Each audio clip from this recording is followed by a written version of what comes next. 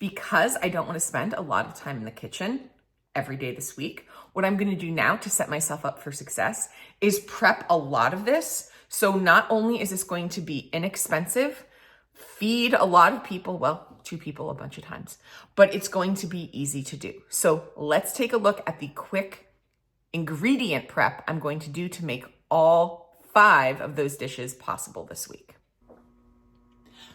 All right, I'm here squatting in my kitchen to show you that ingredient prep does not need to be time consuming or difficult.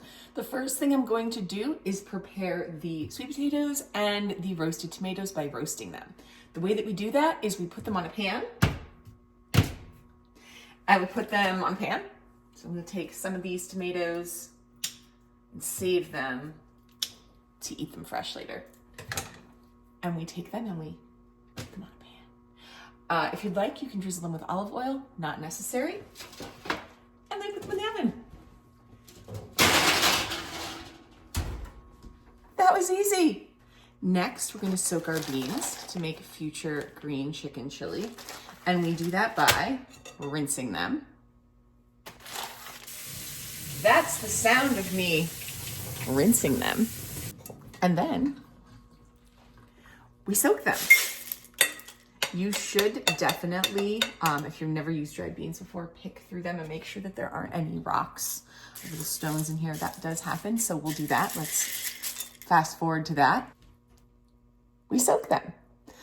If you were in a hurry, you could absolutely do the quick boil version of this, which is where you boil them for just a couple minutes and then leave them in the hot water for about an hour, and they should be usable, but I'm not using these today, so I'm gonna soak them for the rest of today, cook them tonight, and then I'll have cooked beans to put in my chili tomorrow. If you are interested in bean life, which I hope you're not, but if you are, I'm doing a whole episode on beans and the comparison between dried versus canned, so stay tuned for that. One of the important parts about ingredient prep is doing multiple things at once. So right now, my beans are soaking, my potatoes and tomatoes are roasting, and I'm going to cook the rice and chill it for my fried rice dinner later in the week.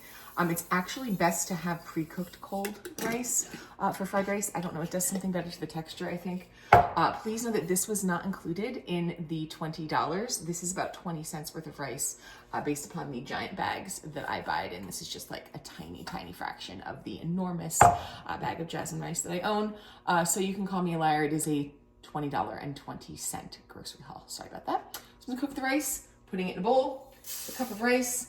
I'm going to add 2 cups of liquid, cover it for 15 minutes, and it will be rice. All right, it is now time to deal with all of the chicken, all of it.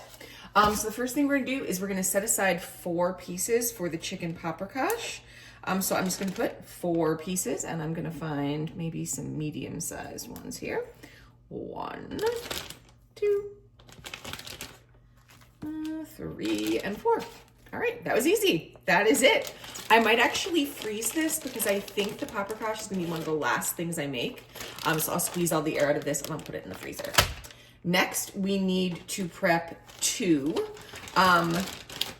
spice rubbed chicken thighs for our fried rice. So 1, 2, and that's going to get a spice rub once I wash my hands. Touching your phone and touching chicken, not recommended. So all I'm doing, this is just a little bit of Chinese 5 spice I had in my spice cabinet. Just gonna add this to this chicken, and that will get air fried later in the week to make my fried rice situation. You know, I like actually a little bit of garlic also with Chinese 5 spice, so let's just add some of that. I have it out for the other chicken pieces, so why not? This is probably not going to get frozen. This is gonna go in the refrigerator to be cooked later. That's it for that. And then the last thing, I need to buttermilk soak my chicken for the fried chicken, but I don't have any buttermilk. So what I'm gonna do is I'm gonna use a little bit of the sour cream that is for the paprikash. And I'm just gonna put it in a cup here like that. I can't use too much because I need most of it for the paprikash. So I'm gonna do that, put that away. and add a bit of acid to that. So this is apple cider vinegar. You could use any kind of vinegar. You could use any kind of citrus if you have a lemon or one of those lemon squeezy things. I'm gonna add that there. That adds the acidity that makes it buttermilk-esque. And then honestly, I'm just gonna add a little bit of water to this. Uh-oh, my dog has joined us. My dog has joined us. That is not what you want.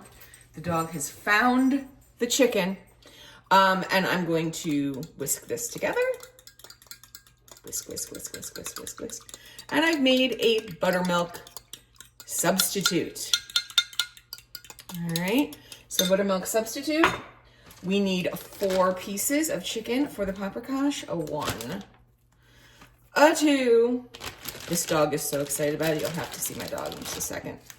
3, 4. Awesome. Okay, so we now have 4 pieces of chicken to be fried. I'm just gonna throw my fork in the sink, pour that over it, and that's gonna go in the fridge. I think I'm probably going to make this tonight. So this is gonna soak until dinner time. It is a little bit before lunch. So that is there and ready to go in the fridge. So far we've prepped the chicken for the fried rice, the chicken for the fried chicken, and I've set aside chicken that I'm gonna freeze for the paprikash.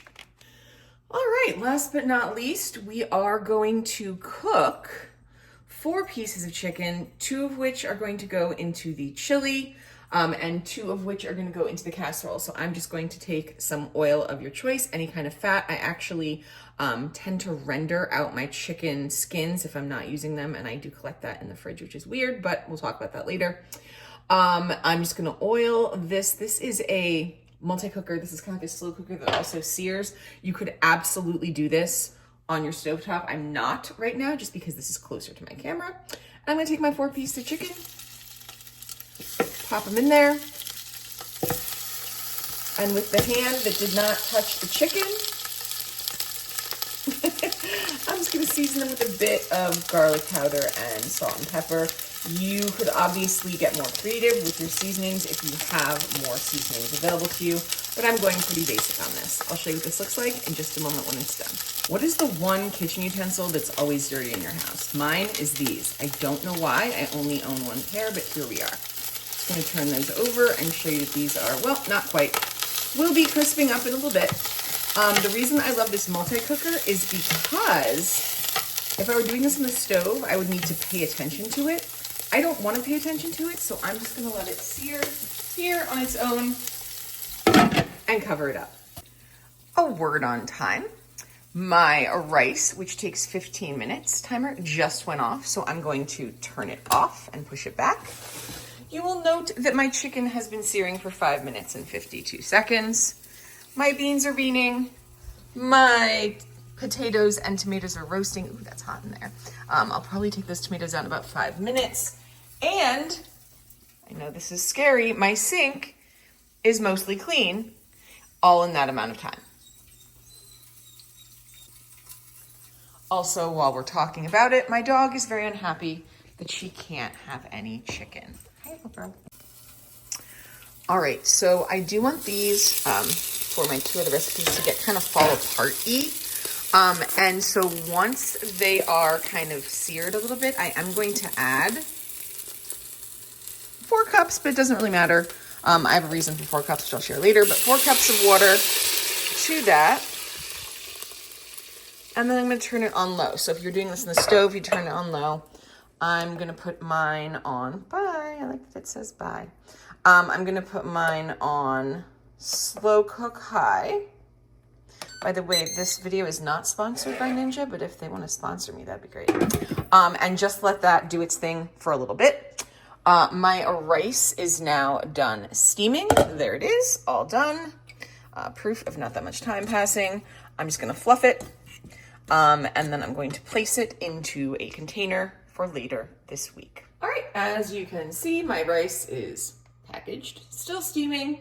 I'm going to right now go in and take out the tomatoes because, yep, I think they're pretty good and roasted. Beautiful. And I'm just going to pop those. Let's see if I can do this. I might not be able to. Will they stay on? Yes. In this container. I'm actually gonna put the lid on in just a moment once I get that one in there, because that will further steam them and allow the skins to come off, which I want for later. So those are done. My rice is done. My sweet potatoes are not, because they've only been in there for about 20 minutes. So I'm going to put them back in the oven, and I'm going to allow my chicken to get all good and cooked and fall aparty over there while I do other things. While my chicken cooks in the slow cooker, I would like to, oh good, there's barking. That's awesome. Nope, I would not like to. Hold on. Get a puppy, they said. It'll be fun. Anyway, what I was saying is that I just checked the timestamps on these videos, and I started doing this at 10:25 a.m. and it is 11:15 a.m. So everything I just did, including filming this and wrangling her, say hi, there she is, took 50 minutes. And that is all of my ingredient prep for the week, minus a little bit more I'm gonna do with this when it's done. Also, my sink has one dish in it. I'll show you. One dish. There we go. Oh. So these are done cooking, and you will recall that I put 4 cups of water in here. And that's because at the same time as cooking these, I'm making, I don't want to call it stock because it's not stock, but it's chicken flavored water. I did not have in my budget actual cartons or cans of chicken stock or bone broth, so I had to make my own. What I'm going to do is I'm going to pull all the chicken off of these bones here and put the bones back in there for quite some time and just allow that to be on low for a little bit. It's a slow cooker that's actually kind of a quick cooker, so maybe about an hour. If I had any, for example, onion, or even just the onion skin or pieces of old vegetable, I could throw that in there and that would make it even better. I'm gonna use the stock, dog, made from the bones and the chicken in 2 recipes this week. There's no way I can film me putting that into there without really terrible things happening. Okay. Ta-da! That is, let's see. Yep. 4 cups worth of stock. There you have it. In just under an hour, I managed to ingredient prep everything I'm going to need to make 5 meals for the week from my $20 grocery outlet shop. Stay tuned because the next and last video in this series is going to be the cook and my review.